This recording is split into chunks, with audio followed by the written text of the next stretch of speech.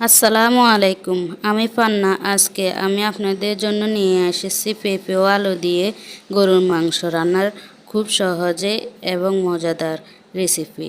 গরুর মাংসটা আমি আগে থেকে সিদ্ধ করে রেখেছি, তাই রান্না হবে অনেক দ্রুত এবং সময় বাঁচবে। ভিডিওটা আপনার কাছে কেমন লাগছে আমি আসলে জানি না। যদি একটু ভালো লাগে তাহলে অবশ্যই লাইক দিয়ে চ্যানেলটা সাবস্ক্রাইব করতে ভুলবেন না, আর কমেন্ট করে জানাবেন কেমন লাগলো আজকের রেসিপি। তো প্রথমে একটা কড়াইতে আমি পর্যাপ্ত পরিমাণে তেল দিয়ে দিলাম। এরপরে দিয়ে দিলাম পেঁয়াজ কুচি, দিয়ে কিছুটা গোটা মশলা দিয়ে হালকা বাদামি কালার হলে দিয়ে দিব 1 চা চামচ প্লাস হাফ চা চামচ রসুন বাটা, দিয়ে এগুলো একটু নেড়ে নিব। এবার দিয়ে দিলাম 1 চা চামচ আদা বাটা, দিয়ে এগুলো ভালো করে নেড়ে নিচ্ছি। একটু ভাজা ভাজা হয়ে আসলে পরে দিয়ে দিলাম অল্প একটু পানি, দিয়ে এবার শুকনো মশলাগুলো দিয়ে দিচ্ছি। এখানে দিয়ে দিলাম 1 চা চামচ গরম মশলার গুঁড়া, 1.5 চা চামচ জিরার গুঁড়া, হাফ চা চামচ ধনিয়ার গুঁড়া, 1 চা চামচ হলুদের গুঁড়া, 1 চা চামচ মরিচের গুঁড়া, 1 চা চামচ থেকে একটু কম দিলাম, আপনারা আপনাদের স্বাদ অনুযায়ী দিবেন। আর দিয়ে দিলাম এখানে 1 চা চামচ লবণ।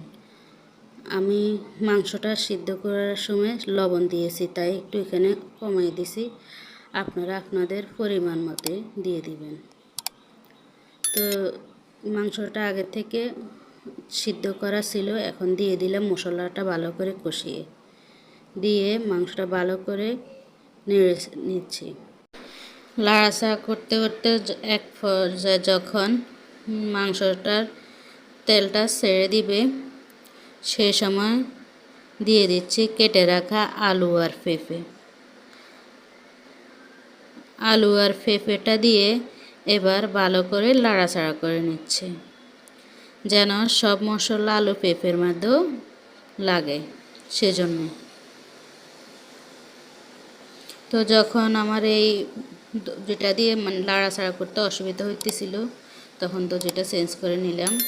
এবার এটা দিয়ে আমি ভালো করে মাংসর সাথে পেঁপে আর আলুটা মিশিয়ে নিয়েছি। এবার ওই যে আগে থেকে মাংসটা সিদ্ধ করা ছিল, লবণ আর হলুদ দিয়ে মাংসটা সিদ্ধ করে রেখেছিলাম, ওই পানিটা আমি এখন এখানে দিয়ে দিলাম।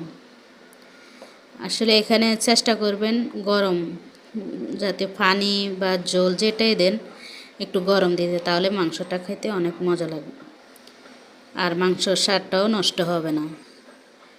পরে এগুলো দিয়ে ঢাকনা দিয়ে কিছুক্ষণ কষিয়েছি। কষানোর পরে যখন একটু তেলটা ছাড়িয়ে দিছে, সেই সময় দিয়ে দিলাম 2টা টমেটো কিউব করে কাটা, ওইগুলো দিয়ে একটু ভালো করে লাড়াচাড়া করে নিচ্ছি। নাড়াচাড়া করে এখন আমি এখানে গরম পানিটা দিয়ে দিলাম। আমি ওই সময় জলটা দিছি, ওই সময় ওটাও গরম ছিল। তো ওটা কষানোর পরে এখন আবার পরিমাণ মতো জল দিয়ে দিলাম, দিয়ে এবার পানিটা ঢাকনাটা দিয়ে পানিটা বলক আসা পর্যন্ত অপেক্ষা করলাম। যখন পানিটা বলক আসলো ঠিক সেই সময় ঢাকনাটা সরিয়ে প্রায় 10-12টার মতো কাঁচামরিচ আস্তই দিয়ে দিলাম।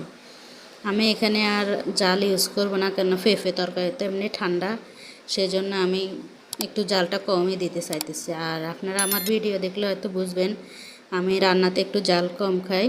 আপনারা যদি বেশি খান তাহলে আপনারা আপনাদের পরিমাণ মতোই দিতে পারেন। তো এবার কাঁচামরিচ দিয়ে ঢাকনাটা অনেকক্ষণ প্রায় 7 থেকে 8 মিনিট মাংসটা রান্না করছিলাম ঢাকনা দিয়ে। রান্না করার পর আবার ঢাকনা উঠে একটু লাড়াচাড়া করে আবারও ঢাকনা দিয়ে দিছিলাম প্রায় 2-3 মিনিটের মধ্যে। ওই সময় আমি চুলার আঁচটা একদম মৃদুতে রেখেছি। এরপরে যখন তেলটা পানির উপরে বেশি উঠছে, ঠিক সেই সময় ঢাকনা সরিয়ে দিয়ে দিলাম 1 মুঠো ধনেপাতা, আসলে এখানে তো সবজি দিয়ে মাংসটা রান্না করতেছি, গরু মাংস হলেও এখানে ধনেপাতাটা দেওয়ার চেষ্টা করবেন, তাহলে আপনার রান্নাটা অনেক সুস্বাদু হবে। তো ধনেপাতা দিয়ে আমি চুলাটা অফ করে নামিয়ে নিলাম।